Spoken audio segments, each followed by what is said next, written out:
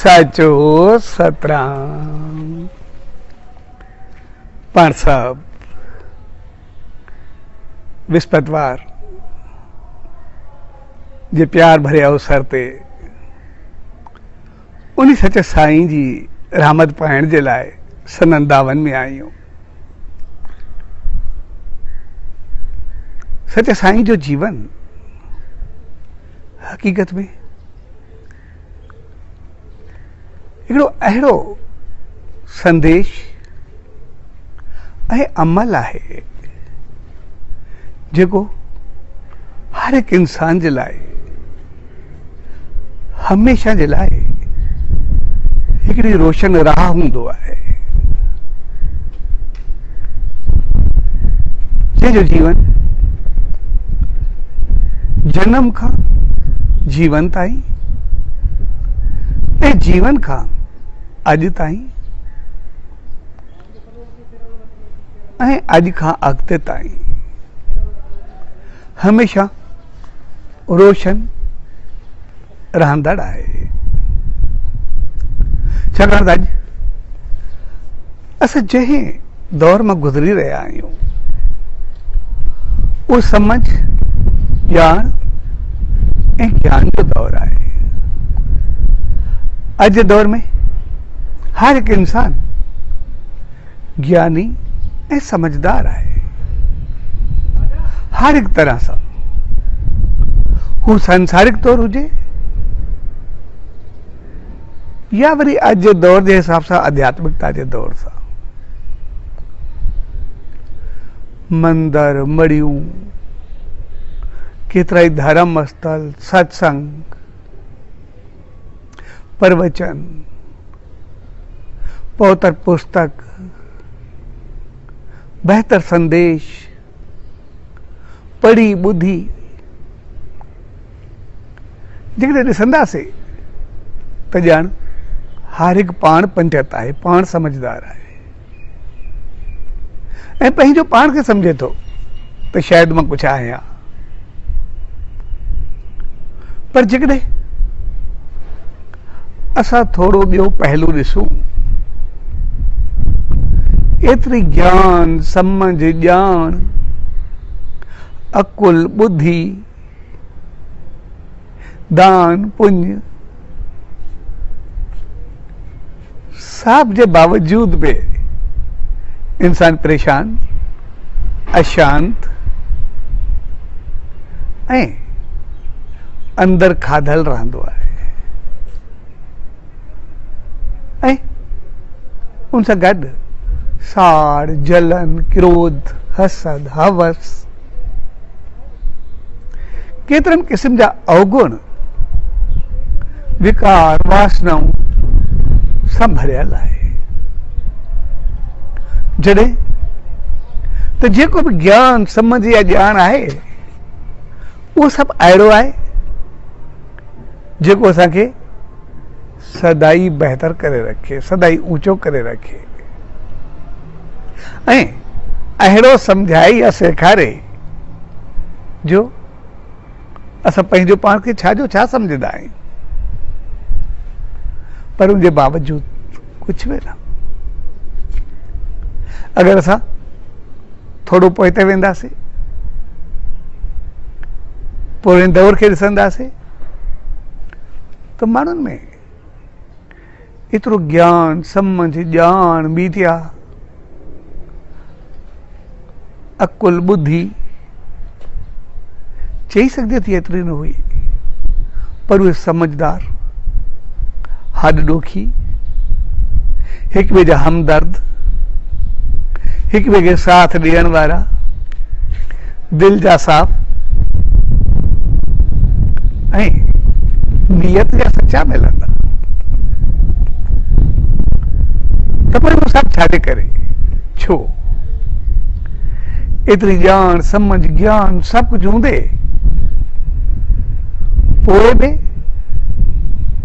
एतिरो न ऐं अॼु वरी सभु कुझु हुजण जे बावजूद पोइ बि असां एतिरा पोइते उनकी वजह या कारण हकीकत में जेकॾहिं गहराई सां ॾिसंदासीं त पोइ वजह या कारण हकीकत में इहा आहे त अॻु में जेको ज्ञान समझ या ॼाण हुई उहा अमल जे लाइ हूंदी त इहो सभु कुझु मूंखे करणो आहे, इहो सभु कुझु मुंहिंजो जीवन हुजणु खपे, इहो सभु कुझु मुंहिंजी ज़िंदगी आहे। पर अॼु जो दौर जेको आहे उहो अमल न पर जेको धाराम आहे उहो सिर्फ़ु ॿुधणु ॿुधाइण पढ़ण ऐं पढ़ाइण खे ई सभु कुझु सम्झो वेंदो आहे। अॼु जेको पढ़े या पढ़ाए ॿुधे या ॿुधे उहो ई बसि पंहिंजो पाण खे सॼी ॼाण वारो सम्झी करे वेही रहियो आहे। इन करे जेकॾहिं सिर्फ़ु पढ़ंदो ॿुधंदो ऐं अमल हूंदो ई न त पोइ छा मिलंदो? असुल कारण पोएं दौर में ऐं अॼु जे दौर में इहो ई रहियो आहे। पोएं दौर खे ॾिसंदासीं, हिकु हिकु वचन खे खणी करे इंसान पंहिंजे जीवन खे ऊचो बणाए छॾींदो। असां सचे साईं खे ॾिसंदासीं, भक्ति हलंदे जॾहिं भगत साहब खे रेशमी कपिड़ा पातल आहे त उनजो तंद भगत साहब जे पैर में अटकी ऐं हू उन धागे खे छॾाइण जे करे चोट में चोट न मिलाए सघियो। त सचो साईं सिर्फ़ु चयो त उहा तंद ई कहिड़ी जेका भक्ति में रुकावट बणिजे। तंद त मालिक सां जुड़ियल हुजणु खपे ऐं उहो ॾींहुं भगत साहब वरी कॾहिं रेशमी कपिड़ो न पातो, हमेशह सादा कपिड़ा। ऐं जीअं सचे साईं चयो त तंद मालिक सां कॾहिं भक्ति में रुकावट न, मालिक जी शेवा में रुकावट न। त पोइ अगरि असां भगत साहब जे जीवन खे ॾिसंदासीं त जॾहिं भक्ति कनि पिया उतां माण्हू आयो घरां, चयसि तव्हांजो ॿारु उहो बीमार आहे, चए मालिक भली कंदो। ॿियो माण्हू आयो, चयसि मालिक न रहियो आहे संसार में, तॾहिं बि चई जेका उन सचे साईं जी मर्ज़ी। ऐं भक्ति पूरी थी, झोली कई, सभिनी खे राज़ी कयो, घर आयो, क्रियाक्रम थी, सभु कुझु थियो। शाम जो वरी तयारु थियो त ॿिए पासे मूंखे पहुचणो आहे। चयो साईं घर में कमी आहे, चई मुंहिंजी आत्मा खे मालिक पंहिंजी रहमत पे रखंदो, पर प्रोग्राम ॾिनल आहे जेके सभई माण्हू आयल हूंदा, घुर्जाऊ हूंदा, ज़रूरतमंद हूंदा, उन सचे साईं जे नाले ते आयल हूंदा, त पोइ उन सचे साईं जी रहमत हर कंहिंखे मिलणु खपे। यानी एतिरे करण खां बाद में बि उन वचन खयो त कॾहिं बि रुकावट न। भाई गणेशो हो सचे साईं खां बाद में जी ॻाल्हि आहे, हर किताब ईंदो त उनजे वॾनि हिकु ज़मीन हुई विकी, ऐं आमतौर अॼु बि थींदो, अॻु में बि हुयो, ज़मीन ॾेई छॾबी, खातो कोन्हे करे विया, ठीकु आहे, पोइ बाद में वरदासीं।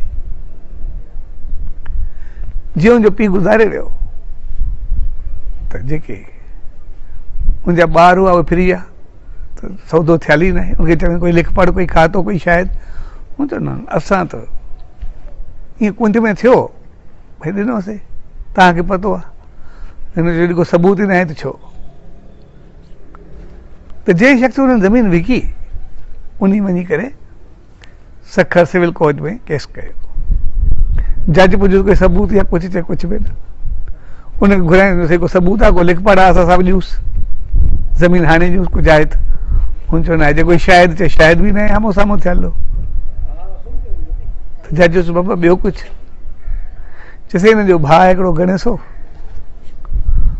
उहो सचे साईं जो शेवादारी आहे, राड़की साहिब वेंदो आहे, पोइ उहो सच ॻाल्हाईंदो हुजे, उनखे चओ सचे साईं जे नाले ते जेको चवे। जॾहिं आया हुनजो भाउ गणेश खे चयऊं त तूं असांजी फेवर में शायरी ॾे। चयो सचे साईं जो हुकुम आहे, मां सच ॻाल्हायां, मां छो कूड़ ॻाल्हायां, तव्हांखे पतो आहे, मूंखे पतो आहे, पैसा वरितल आहिनि ज़मीन ॾिनल आहे। ऐं गणेश हक़ीक़त में थोरो दिमाग़ी तरह कमज़ोर बि हुयो उन वक़्तु, पर हुन चयो न सचे साईं जो हुकुम आहे, मां छो कयां। उनखे चयूं ठीकु आहे, अधु तूं खण, अधु सभई असां खणंदासीं। चयो मां खोट छो कयां, हराम जी कमाई छो खायां। अॻे चयूं सॼी तूं खण, पोइ बि पंहिंजे घर में हूंदी। त जंहिं महिल हाज़िरी ते विया त जज गणेश खां पुछो, हुन चयो साईं हाणे सचे साईं जो हुकुम आहे, सच ॻाल्हाइण, हरू भरू थोरी लालच या हवस जे करे कूड़ ॻाल्हायूं, पैसा बि बाबा जा वरितल आहिनि, ज़मीन बि ॾिनल आहे, हाणे हिन जी नीयत ख़राब थी आहे, बाक़ी ॿियो कुझु बि कोन्हे, हक़ीक़त में ई आहे। सो मूंखे बि चई सॼी तोखे ॾियूं, पर मां हराम खाई छो खायां, मालिक मूंखे पंहिंजो ॾींदो जेको बि आहे। ठीकु आहे, मां ॿाहिरि बैत में कमज़ोर आहे, मूंखे न आहे, हिकिड़ी अलॻि चीज़ आहे। बाक़ी सचे साईं खे मां, मुंहिंजो वचन आहे, मूंखे सच ॻाल्हाईंदा आहिनि, मां कूड़ छो ॻाल्हायां। ऐं उहा ज़मीन त जंहिंजी हुई उनखे मिली, पर सभिनी जो गणेश ते विश्वास एतिरो थियो त उनखे सचे साईं जो हुकुम आहे, जो सच ॻाल्हाईंदो, उनजो जेको हल्को दुकानु हो, सभु नियत सां उनखां सौदो वठंदा, ते कूड़ वारो माण्हू ई न आहे, खोच वारो माण्हू ई न आहे, सचे साईं जो शिष्य आहे। ऐं सभु उनखे ॾींदा। ऐं ॾिसंदे ॾिसंदे हू एतिरो वधियो कि जेको अंदाज़ न हो। सो हक़ीक़त में असां जॾहिं उन सचे साईं जी दामन में ईंदा त पोइ उनजो मक़सदु हूंदो आहे जीवन पर अमल में, ज़िंदगी पर हक़ीक़त में, सिर्फ़ ॻाल्हियुनि में न, सिर्फ़ ॻाल्हियुनि ते रहिजी वञूं, कुझु बि न।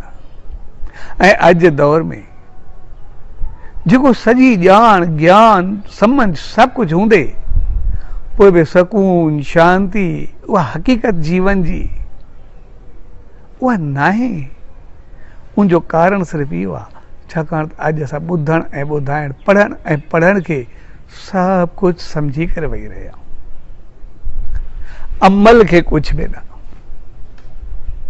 पर हक़ीक़त में अॻु में एतिरी समझदारी, ज्ञान न हो, पर सकून, शांती, प्यार, मोहबत, अॾोकी, हिक ॿिए सां हलणु, अंदर जूं पवित्र भावनाऊं, बहितर सोच, बहितर वीचार, सभु कुझु उनजो कारण, छाकाणि त हिकु लफ़्ज़ उनजो जीवन संवारे छॾींदो, उहो अमल में अची वेंदो। हिकु हिकु अखर उहे अंदर में खणंदा हुआ, उहे पंहिंजे अमल में आणींदा हुआ। इन्हनि संतनि जो जीवन, संदेश, आदेश, क्रिया, हालत, अमल सभु खे ॾिसी करे पंहिंजो जीवन बणाए छॾींदा। इन करे असां सचे साईं जे जीवन खे ॾिसंदासीं।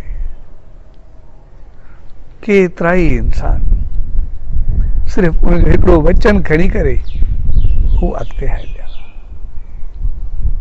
ऐं उन वचन खे उन्हनि पंहिंजे जीवन में आंदो। जीअं भाई आसूदाराम जो मिसाल आहे, जॾहिं हू जतोइन जे गोद में रहंदा हुआ, नंढड़ी उमिरि में हो,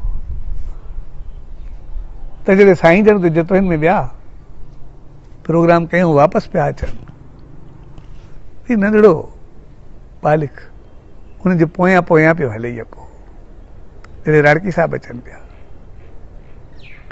तॾहिं सचे साईं चईसि, काॾे चईसि तव्हां ॾे।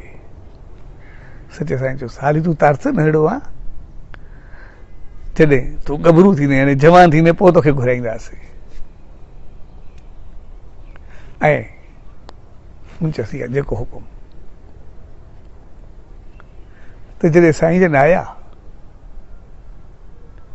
जेसि ताईं उहो जवान थियो, एसि ताईं सचे साईं संसार छॾियो।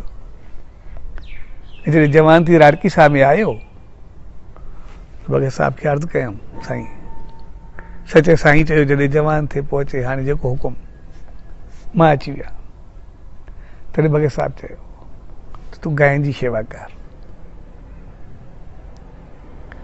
गांइ जी शेवा कर, माना हुनजे लाइ हिकिड़ो लफ़्ज़ काफ़ी हो बसि। त हुन जेका गांइ जी शेवा कई, जेको बि कुझु कंदो, बाक़ी त खाधो पीतो संभार उहा त सभु ठीकु आहे, पर जॾहिं भाणो साफ़ कंदो त उन वक़्तु पाण लेथड़ियूं पाईंदो त जीअं कोई बहितर कंठो अहिड़ो कुझु हुजे त मूंखे लॻे उनखे न लॻे, उनखे एतिरो सुख मिले जो शेवा आहे। सो उन शेवा खे शेवा करे वरितो त शेवा छा थींदी आहे। ऐं पोइ जॾहिं कुझु वॾो थियो, सचे साईं खे ॿाॾायो, उनखे चयो साईं हाणे तव्हां मूंखे चयो जेको हुकुम। त सचे साईं उनजे प्यार मोहब्बत शेवा सिमरन याद तड़प से स्वीकार कंदे उनखे दर्शन ॾिनो। साईं जॾहिं उनखे नाम जी बख़्शिश लाइ अर्ज़ु रखियो त सचे साईं चयो ठीकु आहे, मां भगत खे चवां थो, सो वो तोखे नाम ॾींदो, तूं वञ। त मक़सदु हिकु वचन खणण सां हुन पंहिंजे जीवन खे संवारे छॾियो, पंहिंजी ज़िंदगी बनाए छॾी। न सिर्फ़ु पाण बणियो, पर हक़ीक़त में पंहिंजो नालो रोशन कयो, पोयनि जे लाइ मिसाल बणियो, सचे साईं जी रहमत खे उजागर कयो ऐं केतिरनि खे हिकिड़ी बहितर प्रेरणा ॾिनी। त जॾहिं असां उन्हनि वचननि संदेश आदेश सत्संग खे पंहिंजे जीवन में आणींदासीं त पोइ हक़ीक़त में असांजो उत्थान थींदो, असांजी ऊचाई हलंदी। पोइ हक़ीक़त में इहो ज्ञान सार्थक थींदो, सफलो थींदो।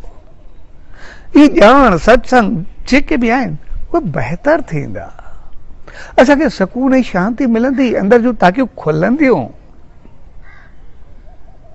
असां ऊचाइनि खे छुहंदासीं। जेकॾहिं ॻाल्हियुनि में रहिजी वेंदासीं त पोइ सचे साईं असांखे सम्झायो त रहिजी वेंदासीं। जे कुझु ॾींहं मणी माता जो मिसाल ॾिनो त सीढ़ी ते सचे साईं चयुसि पढ़णु पढ़ाइणु ॿुधाइणु ॿुधाइणु ॻाल्हियूं करणु, इहे सभु पहिरियों ॾाको। सिर्फ़ु असांखे ॼाण आहे, ख़बर आहे, बसि इनखां सवाइ बाक़ी कुझु बि न आहे। असां पढ़ूं लिखूं जेको बि चऊं हे कमु हीअं थींदो हीअं थींदो, जॾहिं ॼाण रखूं करूं कुझु बि न, पोइ छा थींदो? कारोबार ई न कयूं, संसार में ई न हलूं, छड़ो चऊं त मूंखे ॼाण आहे हीअं थींदो, त छा मिलंदो? पर जॾहिं पढ़ी लिखी कुझु बणिजी करे उनखे अमल में आणींदासीं त पोइ तरक़ी कंदासीं, पोइ सक्सेसफुल थींदासीं। तंहिंजे करे हक़ीक़त में कामयाबी जेका आहे उहा अमल सां मिलंदी आहे, ॻाल्हियुनि सां न। ॻाल्हियूं इन करे बहितर आहिनि त असांखे जे ॼाण पवे, असां उन अमल खे बहितर अंदाज़ सां कयूं, चङे नमूने कयूं, कोई तकलीफ़ न थिए, बहितर सुठे तरीक़े सां कयूं। जॾहिं उहो सभु कुझु थींदो, सभु कुझु पंहिंजो पाण थी वेंदो, बहितर थी वेंदो, चङो थी वेंदो। सॼ जेको पाण सचे साईं जी रहमतुनि में आहियूं, हक़ीक़त में उनजो मक़सदु आहे पंहिंजे जीवन खे संवारणु। ऐं सचे साईं असांखे सभु रोशन रहूं ॾिनियूं, उनजो जीवन अमल बणिजी वियो। मूंसां अॼु बि केतिरा इंसान मिलंदा आहिनि, उहे त तमामु थोरा आहिनि जन सचे साईं जो दर्शन कयो, पर जन भगत साहब खे ॾिठो, उनजी गोद में खेॾिया, लोलियूं पातियूं, उहे त अॼु बि तमामु घणा आहिनि। ऐं जॾहिं मां उन्हनि खां पुछंदो आहियां या अॻु में जेको कुझु वक़्तु अॻु, हाणे वीचारा संसार छॾे विया आहिनि, पोड़ा जेके हुया, मुंहिंजी उन्हनि सां घणी हुई, जेको पुछंदासीं, तूं मूंखे ॿुधाईंदासीं भक्ति ते हलंदा, हक़ीक़त में 8-8 ॾह कलाक भगत साहब भक्ति कंदा, साईं जन 48 कलाक ताईं बि माचके में ॻायो, पर भगत साहब 8-10 कलाक ते जेको ॻाईंदा, चए साईं एॾो कुझु हूंदो, एॾो आनंद हूंदो, एतिरो हक़ीक़त हूंदी, जे हक़ीक़त में ज़रूरी चीज़ हूंदी उहा बि न उथी सघंदासीं, उहा बि चवंदासीं ॿ लफ़्ज़ रहिजी विया त कीअं कंदासीं। पर कंहिंखां बि पुछिबो त एतिरो जो ॿुधो 8 कलाक 10 कलाक वगे साहब चयो छा? कोई न चयो या चवंदो हो त भगत साहब हीअं कुझु चयो। हर कोई चवंदो त भगत साहब हीअं कयो, एतिरनि जा घर भरिया, एतिरनि खे सुख ॾिनो, एतिरनि जूं झोलियूं भरियूं, एतिरनि खे आनंद ॾिनो, एतिरनि खे ख़ुशियूं ॾिनियूं। अलाए केतिरियूं केतिरियूं चङियूं ॻाल्हियूं कंदा, अमल जूं, हक़ीक़त जूं। हेतिरनि जा दुख लाथा, हेतिरनि खे सुख ॾिना, हेतिरनि जा चूल्हा ॿारिया। सो हक़ीक़त में हेतिरनि खे सही रस्ते ते आंदो, हेतिरनि खे उन सचे साईं जे नाम जे रंग में रंगियो। सो हक़ीक़त में जॾहिं उहो हुनजो जीवन हो त उन केतिरनि ई पातो। तंहिंजे करे हक़ीक़त में सचे साईं जो संदेश, सचे साईं जो जीवन उहो हिकिड़ो खुलियल किताब आहे जेको असांखे हक़ीक़त में ऊचाई ताईं पहुचाए। हक़ीक़त उन मालिक सां मिलाए। सो अॼु नाम दान जो ॾींहुं आहे, विस्पति आहे। असां सचे साईं जे नाम दान खे, उनजे नाम खे, उनजे सिमरन खे, उनजे ध्यान खे हक़ीक़ी रूप में, हक़ीक़त में, अमल में अहिड़ो त आणूं जे पंहिंजो पाण खे उन ऊचाई ते पहुचायूं जिते पहुचण खां बाद वरी बाक़ी कुझु रहंदो ई न आहे। अहिड़ो कुझु पायूं जंहिंखे पाइण खां बाद वरी बाक़ी कुझु बचंदो ई न आहे। यानी सचे साईं जी रहमतुनि खे पाए उन परमात्मा खे पाइण, सचे साईं जी रहमत खे पाइण, उनजी हक़ीक़त खे पाइण। सो अॼु खां असां नाम खे, ध्यान खे, शेवा खे, सिमरन खे पंहिंजो जीवन बनायूं, पंहिंजी हक़ीक़त बनायूं। छाकाणि त अॼु नाम धाम यानी जीवन खे हक़ीक़ी रूप में पहुचाइण जो ॾींहुं आहे ऐं सचे साईं असांखे उन हक़ीक़त जो संदेश ॾिनो। स्वाजी हिन प्यार भरी घड़ियुनि में उन सचे साईं दर इहा ई अरदास त पाण सभिनी खे अहिड़ी सुमत ऐं रहमत बख़्शे जंहिंजे नाम ध्यान जे रंग में रंगजी उन संदेश ऐं आदेश जे अमलनि खे पंहिंजो जीवन बणाईंदे शल उन ऊचाई खे पहुचूं जिते सचे साईं जी रहमत ऐं रहमत हुजे ऐं पाण साहब उन रहमत में सदाई रंगजी लाल थियूं। साचो सतराम, साचो सतराम, साचो सतराम।